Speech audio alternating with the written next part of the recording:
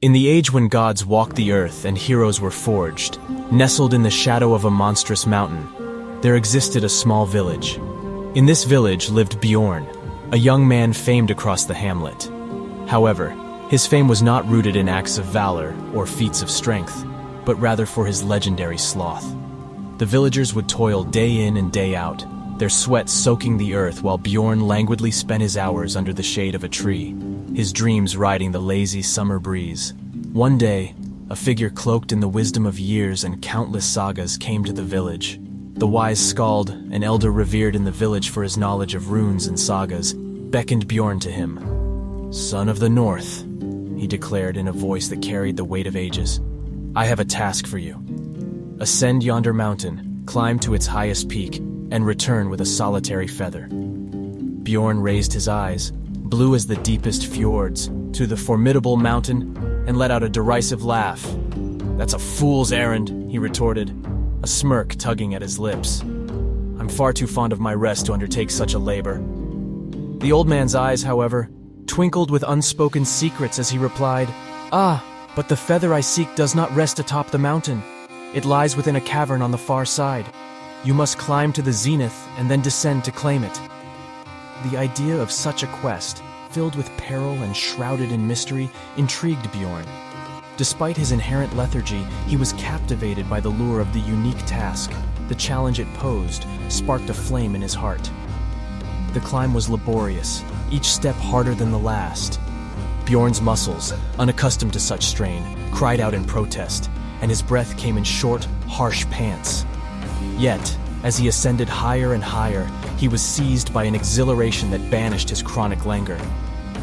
When he reached the summit, weary but filled with a triumphant rush, he was rewarded with a breathtaking vista. The world unfolded before him like a vibrant tapestry woven by the gods themselves. Yet the real task was only beginning. He had to venture down the other side of the mountain, delve into the heart of the mountain where the elusive feather was said to reside. The descent proved to be more dangerous than the ascent. The path was treacherous, fraught with loose stones and sheer cliffs. He stumbled, he fell, but he refused to concede defeat. The allure of the feather, its enchanting promise, bolstered his resolve. At long last, when he entered the cavern and saw the feather radiant as the northern lights, he was awestruck by its ethereal beauty. However, his heart sank as he faced the daunting task of climbing the mountain again to return to his village. The thought of abandoning the task crossed his mind, but then the memory of the summit, the rush of accomplishment, the taste of triumph, surged through him. With renewed determination, Bjorn started the climb. His body protested, fatigue gnawing at his limbs, yet he continued, driven by the knowledge that he had triumphed over his laziness and achieved something truly extraordinary. Upon his return, he presented the feather to the skald, who greeted him with a warm smile that belied his years. "Well done, son of the North," he said, his voice resonating with pride. "Today, you have learned that indolence is not a boon to be indulged, but a demon to be vanquished. It is not a comfort to seek, but a challenge to overcome." Bjorn listened, absorbing the profound wisdom of the skald's words.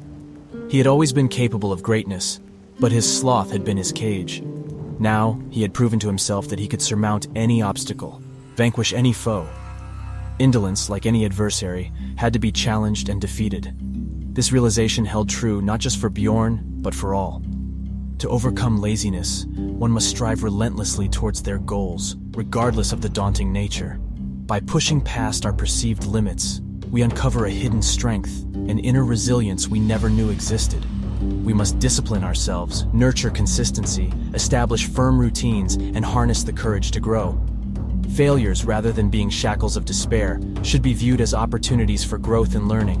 They should be used to stoke our inner fires, urging us to press onwards.